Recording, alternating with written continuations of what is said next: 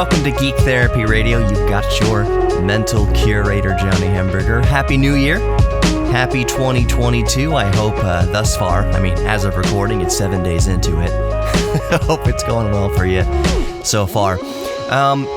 I pre-record these shows. So if you're listening on the radio, I recorded this Friday. So it's the day before broadcast, the Saturday broadcast, and 2 days before the Sunday broadcast. Either way, welcome here. Quick plugs out of the way. GeekTherapyRadio.com is the best way to get in touch with me, or you could just email me directly, Johnny@GeekTherapyRadio.com. That's JOHNNY. But yeah, on geektherapyradio.com, the first thing you see is a contact field. It does not sign you up for any mailing list. I've said this ad nauseum in past shows. It doesn't sign you up for anything. It's just literally a way to message me directly. So feel free to reach out to me there. You can grab the podcast. This is for the radio listeners. You can grab the podcast in your favorite podcast app. So Spreaker, Spotify, of course, the iHeartRadio app, Google Podcast, Apple Podcast, all that good stuff. Just search for Geek Therapy Radio Podcast. No matter where you're searching for Geek Therapy Radio Podcast, look for the red, white, and black color scheme.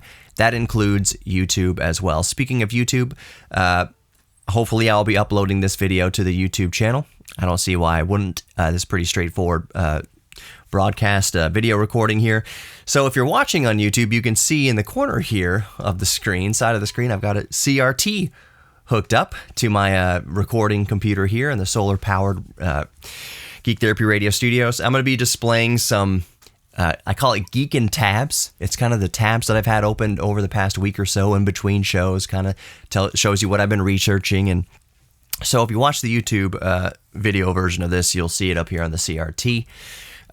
We'll see if I do any closer zoom-ins to see what I'm talking about, but we'll see. The idea of this on YouTube, just so to let you know, listeners and podcast listeners of a broadcast like this that I'm uploading, it's not necessarily for you to keep the tab open and watching for 39 straight minutes. It's kind of more designed to open the tab and have it kind of going in the background while you do other stuff on the computer, while you game or whatever. And then when I'm talking about something that might sound interesting to you, sure, you can click over on the tab and see if I'm showing pictures of it or displaying it in some sort of way. But the podcast upload to YouTube is just very relaxed. And I even put in the title there that it is a podcast, so not to get people's hopes up that like it's a super in-depth like review of something, but it's much more easygoing. It's good content to provide. Speaking of content to provide, I uploaded an ASMR style video yesterday about replacing the lithium ion or lithium polymer batteries in your kind of common devices. And if you're watching the YouTube video right now, I'm holding up the device that I changed the lithium polymer battery in, one of my Bluetooth game controllers. This is an 8-bit DOE NES30. They've discontinued it for a while now, but I showed on YouTube an ASMR style version of changing and kind of desoldering the battery out of there. Most of the time you don't have to desolder batteries out of these kind of common devices, but I did in this case. So you can go check out the YouTube channel and see that and a lot of other stuff.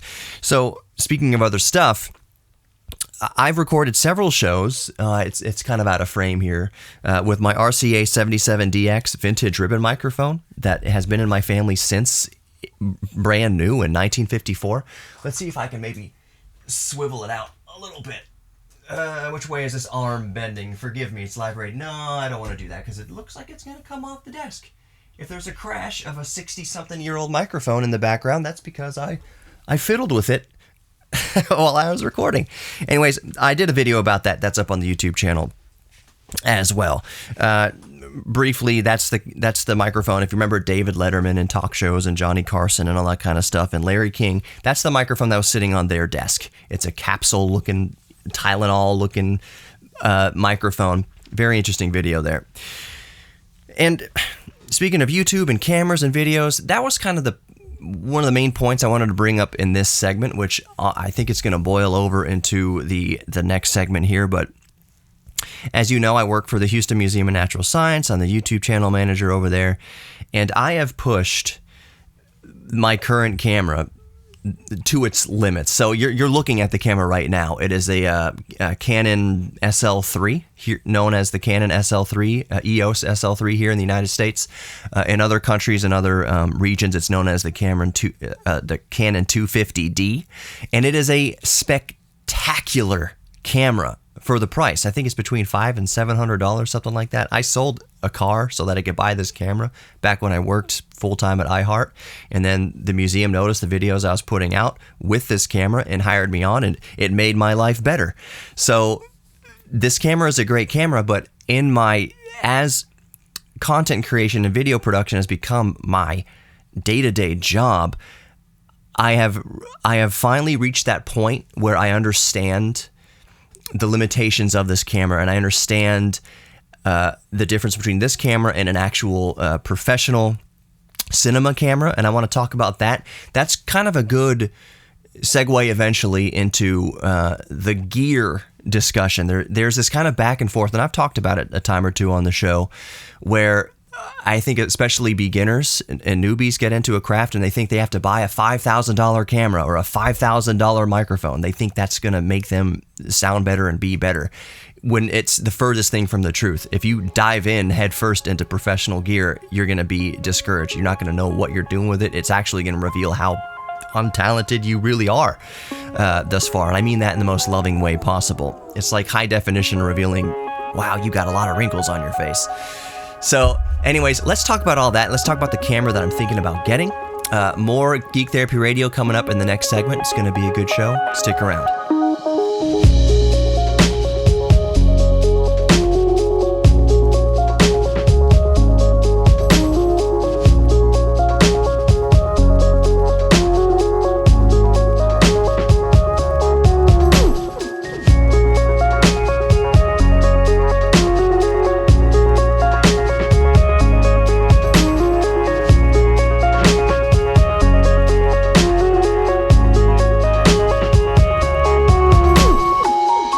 Welcome back to Geek Therapy Radio. You've got your mental curator, Johnny Hemberger. If you listen to the radio, you just heard several minutes of commercials. If you're listening to the podcast, I don't think there's any commercials in this first break, so you didn't hear any. And if you're watching YouTube, there were no commercials at all, just a nice kind of smooth transition. So if you're listening on the radio, I got to think about this now. When I record these for video, for YouTube, and for podcast, and for radio, I'm recording to 3 different outlets, so I have to think about how I'm introducing segments, how I'm exiting segments, how I describe what I'm talking about for the radio listener, how I describe what I'm talking about for the podcast listener, and how I show what I'm talking about, to some degree at least, for the YouTube viewer. So, welcome back to Geek Therapy Radio. For those listening to the broadcast, geektherapyradio.com, Geek Therapy Radio Podcast, and your favorite podcast app. Just look for the red, white, and black color scheme everywhere, and that's how you know you've got me. All right, so I ended the last segment discussing my really need at this point to step up my video production gear, since that has been for the last year or so coming up my job for the Houston Museum of Natural Science as the YouTube channel manager over there. We have an awesome videographer. His name is John Danielson. Bewildering cinematographer. The content that he produces for our YouTube channel, you can definitely tell when it's a John production, because he has been doing video editing and cinematography long before I have, and he's got the cameras that he has. I'm not going to give a price on here, but I'll give just a couple of the cameras that he's used on shoots that we've done. Sony FX6, Sony FX9. If you go and look up the value of those cameras, you'll see that they are very much professional cameras. They are the cameras used to produce TV commercials, TV shows, movies, and films. He's got professional production cameras. And partly in working with him, I've realized just the gap between his cameras costing more than the car I drive and my $500 Canon here. So, like I said in the previous segment, this $500 Canon SL3 or 250D, depending what region of the world you're in, is a fantastic camera. I've loved it. But I've learned partly in working with him, there's things this camera can't do that I want it to do. And I've reached that point in my gear collecting, I guess, where now I understand the limitations of my equipment, and now it's a good natural step a good natural point to step up to more professional equipment. And I think that's a good kind of anecdote for anybody who has gear lust. So you've been working with something for a little bit amount of time, or you haven't, you're a complete noob and you think you need this new piece of gear, but you need to ask, and I'll just kind of fast forward to the point here. Ask yourself if you know how to use those functions. Like if the new gear that you own, that you're going to grab, do you know how to get the most out of it now? Have you grown out of your old gear enough to recognize what you need exactly in this new gear? So for instance, I'll go back to my camera search, and I'll show it over here on the computer in a minute. I'll bring it up actually while I'm talking about it. I've been looking at this is such a long name, Blackmagic Design Cinema Pocket 6K Pro. I've got it up on the CRT monitor here. It shoots in 6K all the way up to 50 or 60 frames per second, 4K at 60 frames per second, 1080p at 120 frames per second. So it's a high frame rate.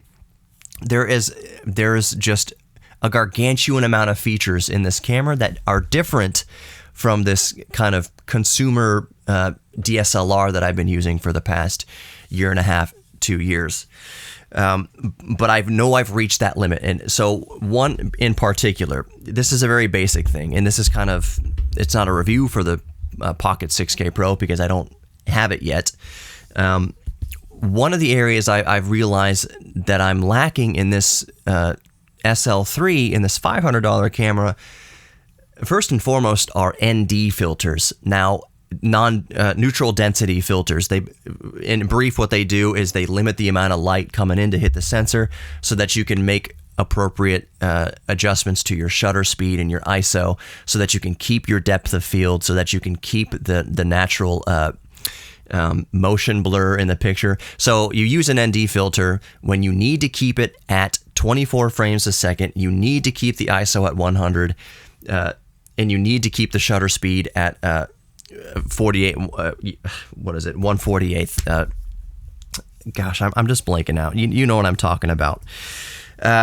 You need to keep those settings. And so if you're out in a bright light, you might need to adjust settings to, you might need to adjust ISO lower, you might need to adjust certainly the shutter speed faster to limit the amount of light coming in.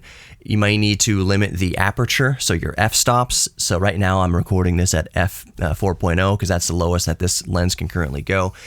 If you're outside, you might need to raise that f-stop to like f22, which means that you're going to lose this blur behind you, which means you're going to lose the natural motion blur too in the picture once you start getting the shutter speed. And I know it's a whole bunch of jargon, and that's kind of the point. If you're not into video, if you have no clue what I'm talking about, it doesn't matter. You're getting the point here. This camera doesn't have built-in ND filters, so I'd have to be screwing things to the lens to reduce the amount of light coming in. It's kind of a pain in the butt. I don't have ND filters to fit this specific lens right here, but the Blackmagic Design Pocket Cinema 6K Pro, what a ridiculously long name. One of the reasons I want this camera is that it has built-in ND filters. I'll show you an example of that. I'll show you an example of the button here on a camera, on a professional camera. So this is the camera I've talked about in the past on the show. This is the Panasonic DVX100B. I wanted this camera because this is what they've shot the first 5 seasons of It's Always Sunny in Philadelphia with, one of my favorite TV shows. And the camera's been out since like 02 or 03. I think this version, the 100B, has been out since 04 or 05. It's what they use on It's Always Sunny in Philadelphia, but it has built-in ND filters. Let me see if I can get closer to the camera here, if it'll focus on it. Let's see here.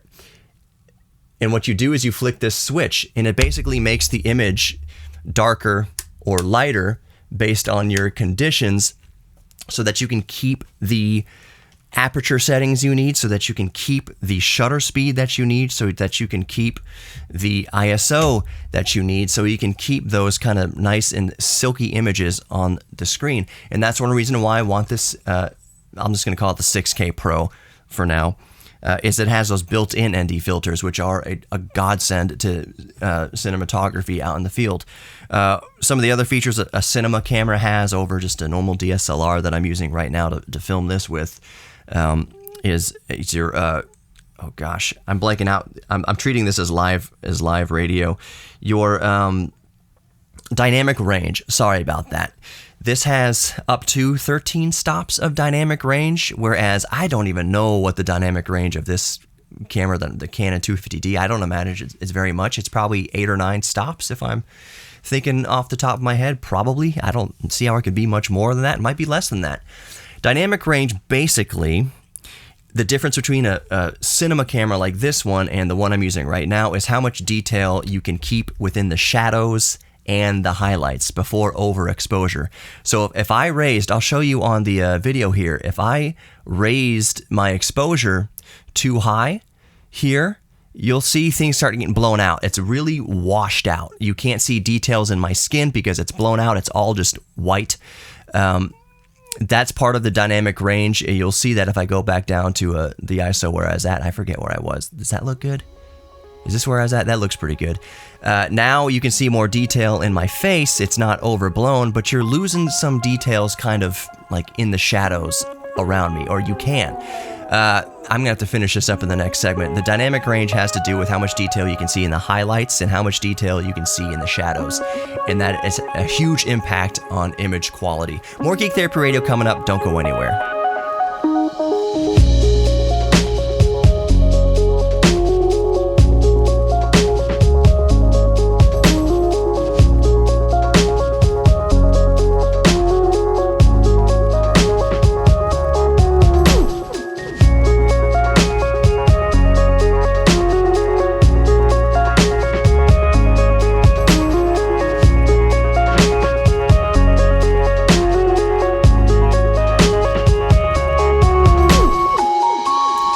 Welcome back to Geek Therapy Radio. You've got your mental curator, Johnny Hemberger, geektherapyradio.com, and you can find, that's the best way to contact me, and you can find Geek Therapy Radio podcast and YouTube just by searching for Geek Therapy Radio podcast.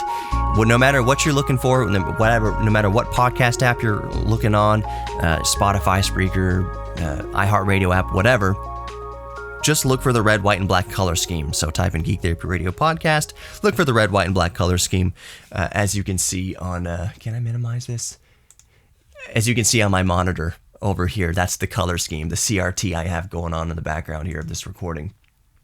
On YouTube, that you can watch on YouTube. So if you're searching on YouTube also, look for the red, white, and black color scheme when you type in Geek Therapy Radio. So we were talking about kind of the differences between DSLR, like a $500 DSLR, which is what I'm using right now to record this the video version of this broadcast and podcast with, which you can find on YouTube. The difference between that, like a $500 consumer, prosumerish DSLR, and a much more expensive dedicated cinema camera. This camera, by the way, what I'm talking about at the moment specifically is the Blackmagic Design, I'm just going to call it Pocket Cinema 6K Pro. Very long title. One of the differences here between the $500 and $600 camera is the image quality. So when you're watching a TV or a movie, you're watching a Marvel movie, or you're watching Spider-Man No Way Home, or you're watching Mandalorian or whatever, and you're kind of thinking, man, why does this look, what is it about this image that is noticeably different? Like there's a different quality to it, if you kind of follow me. Why does this look the way that it does versus my, iPhone 13 or my Samsung Note 20 or S20 Plus or whatever? Like, they're really good cameras in these smartphones. The cameras in these smartphones are spectacular. And even the iPhones now brag that they have professional cinema grade, cameras in their phones, which is arguable. Even the best cameras in smartphones can't touch the image quality coming out of $5,000, $10,000, $20,000, $50,000, $100,000 cinema cameras. The camera I'm looking at, by the way, brand new, is $2,500, which is a market disruptor price for a dedicated cinema camera that holds its own against cameras costing 2, 3, 4, 5, 10 times as much money. But when you're looking at I hear my son screaming he's playing downstairs, Riker. But one of the differences between when you're looking at a cinema production, like I said, The Mandalorian and whatever movie you're looking at, TV commercials, and then you're kind of thinking about what's coming out of your $500 DSLR or your smartphone. I must call it a cell phone, like a grandpa, coming out of your smartphone.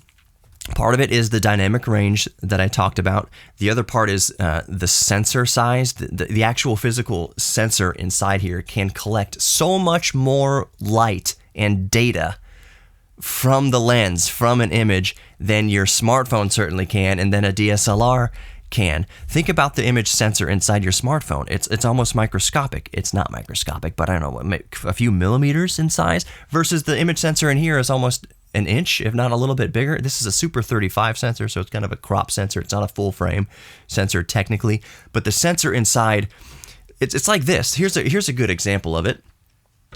So I'm holding this flash card. Let's see if I can focus on it. It's an old flash card that I like to use in my retro PC builds.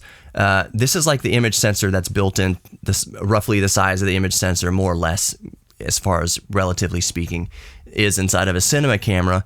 And I don't know if I have something small enough to show up on a camera that will represent the sensor size inside your smartphone. But here's a mini SD. That's kind of what we're talking about here, except picture this mini SD card, micro SD card, many times smaller. So small that you probably wouldn't even be able to see it in the frame here. That's the difference between a pro cinema camera and your smartphone. And a DSLR will be somewhere kind of in between. Here's a normal sized SD card. So bigger sensor, more data you can collect. The better the image quality is, the more dynamic range you have, the more details you can see in the shadows and the highlights. That all adds up to the difference in image quality between a DSLR smartphone and a cinema camera. And that's one of the reasons why I want this dedicated cinema camera. That and all the more control I have over the image. Another thing that differentiates the cinema camera from a normal DSLR and most smartphones, because I think the iPhone now can shoot in ProRes, which is why they call it a pro grade cinema camera, because it can shoot in ProRes. I'll explain what that is briefly. ProRes is a codec, a container, if you will, of a video file that basically I think ProRes compresses a little bit of the image, a little bit if I'm not mistaken, but it's more of a raw format. It takes up so much data on your phone, or so much data on a memory storage device to shoot in a raw format. You're talking, so in this 6K camera that I want, when I'm shooting in Blackmagic RAW at 3:1, it's consuming, at 30 frames a second, it's consuming something like 350 or so, over 300 megabytes. Is it megabytes per second? I think it's megabytes or megabits per second of video, versus on your phone or on your DSLR. I think this Canon is shooting at something like 15 or maybe 25 megabits per second, versus literally 10 times as much, if not more, on a professional cinema camera. And that's capturing so much more data from each image, which means that I can go back in my image editing or my video editing software, which I like to use Blackmagic Design DaVinci Resolve, which is another reason why I want this camera, because the workflow, staying in the Blackmagic ecosystem, makes everything so much better. But shooting in that raw format with all that data means I can manipulate the image 1,000 times better than I can manipulate the image coming out of my phone or the image coming out of this DSLR camera, which only shoots to a very compressed MP4 codec. It's like the difference between an MP3 and a WAV file. It's the difference between an MP3 at like 128 kilobits per second, 16-bit, and listening to a lossless 24-bit, 192 kilohertz wave file. It's that much difference. You have much more editing capability to manipulate the bigger file, the 24-bit 192 versus the 16-bit 128 kilobits per second MP3. It's just kind of the same idea when you're editing video. So if I'm shooting with this camera, the 6K Pro here, in Blackmagic RAW, or B-RAW for short. I know we're getting technical here. Thank you for sticking with me.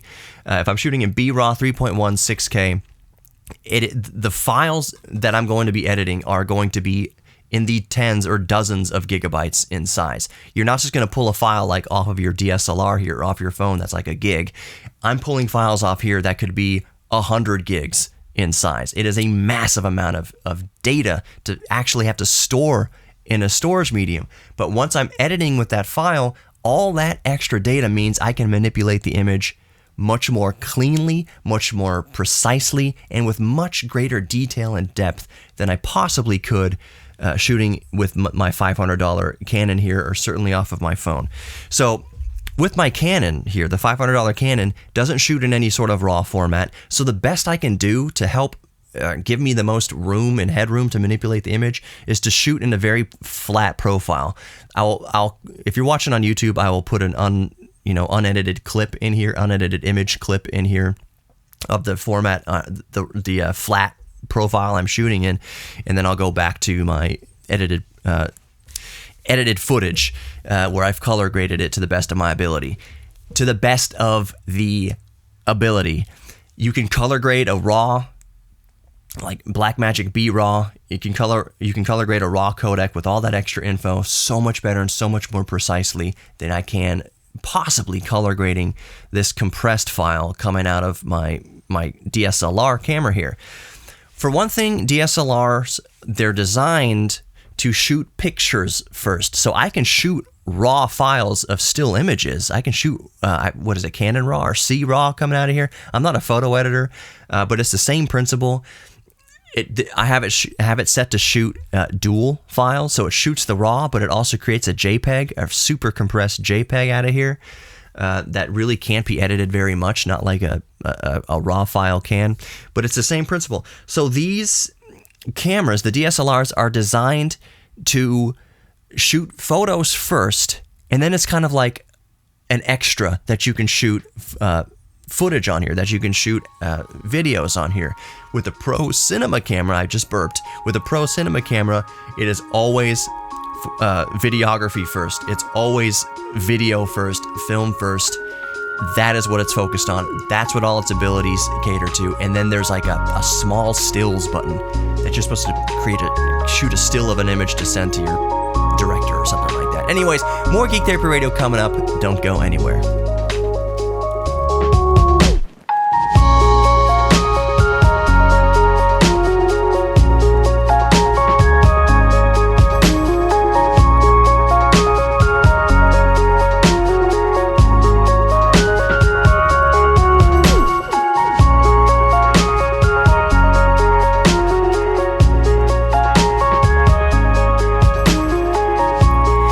Back to Geek Therapy Radio. You've got your mental curator, Johnny Hemberger.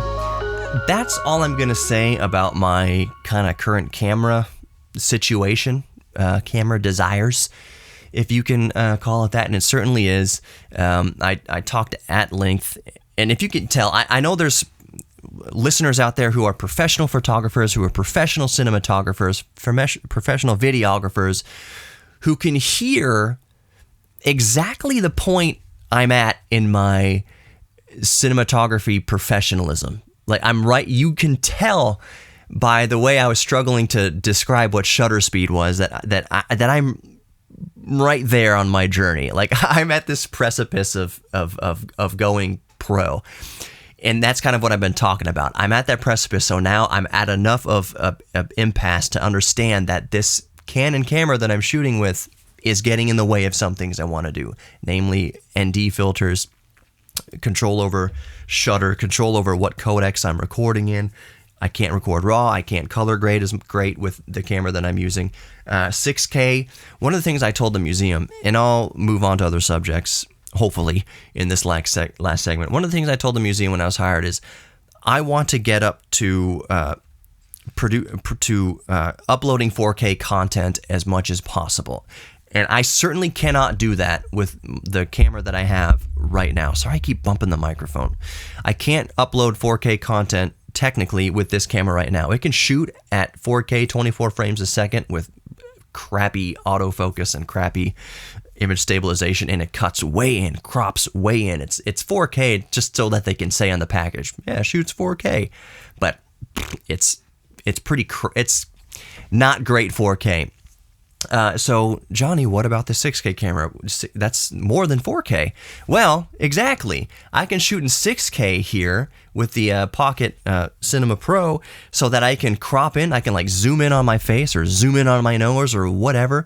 And when it's zoomed out, it's 6K. When it's zoomed in, it's 4K. So I can zoom in and punch into the image without losing any image quality. And let's say that I zoom way in, like I zoomed way in, like up my nose, then it'd still be at 1080p quality. And if I zoomed in further than that, it'd be at 720p.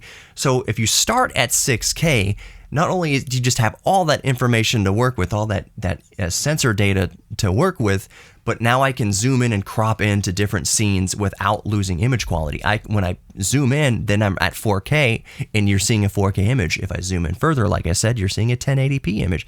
So that's what 6K allows me to do, and that means when I shoot with this camera, I can upload content to not only my channel here, but definitely the museums, because that's where I do most of my work. I can start uploading in 4K. Not only just in 4K, but I can shoot high frame rate 4K, so I can do nice silky slow motion shots and B-roll in 4K and in 6K for that matter with this camera. Like I mentioned, to kind of wrap up my process, and I only skim the surface, like scratch the surface with what this camera will allow me to do. To wrap it up here, the cost, like I said, around $2,500. I saw it used once for $2,000, and I should have probably moved on it. That's a lot of money. It's a lot of money. But when you consider the next alternative from this is like $5,000. When you consider stepping up, I think the FX9 is like $11,000 or $12,000, the Sony. And the image quality is comparable. So, in conclusion about this, the last point I'm going to make is that the Blackmagic 6K Pro uses the Canon EF lens mount. So the lens I'm using on this camera is an EF lens, and I have 2 or 3 more EF lenses already. You can, am I pointing to them up here? Yeah, somewhere around there. I have 2 more EF mount lenses. I already have lenses for this camera. I don't have to go out. Like if I switch to Sony or if I switch to Nikon or Panasonic or something like that, y'all know who do cinematography and photographers that the cost of the body of the camera is one thing. You can spend tens of thousands of dollars on a single lens for a camera. I certainly don't have any lenses of that cost. But I have a nifty 50mm lens over here, and I have a 24mm lens. The 24mm lens going on this EF mount, since it's an EF lens, I have all the lenses already that I need to get started with. The 24mm lens will snap into the 6K Pro, and compensating for the crop of the Super 35 sensor, that'll give me a good, roughly 50mm equivalent crop or viewing angle, which is more natural to the eye. That's kind of what your eye naturally kind of sees, in between like 35 and 50 millimeters compared to a camera kind of thing.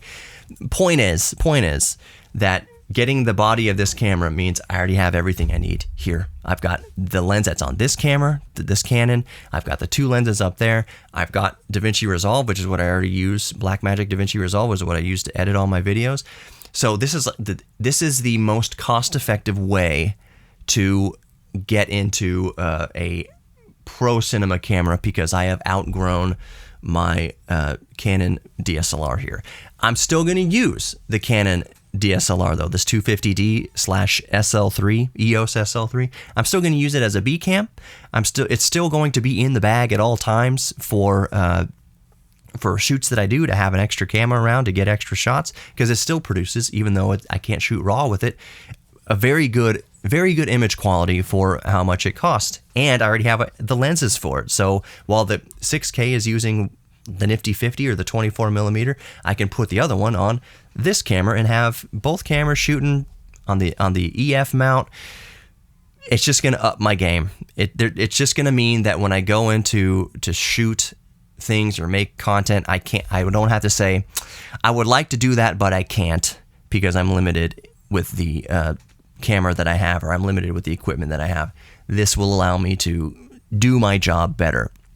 This may sound to the more keen of you that I'm making a pitch to my wife, who listens to the podcast, because I do want to purchase this camera out of pocket. I don't want to involve budgeting committees or anything like that with any job that I have. I want this to be mine, because there's things I want to do with it for church, for instance. There's things I want to do with it for my Geek Therapy Radio YouTube channel, and I don't want any sort of conflict of interest.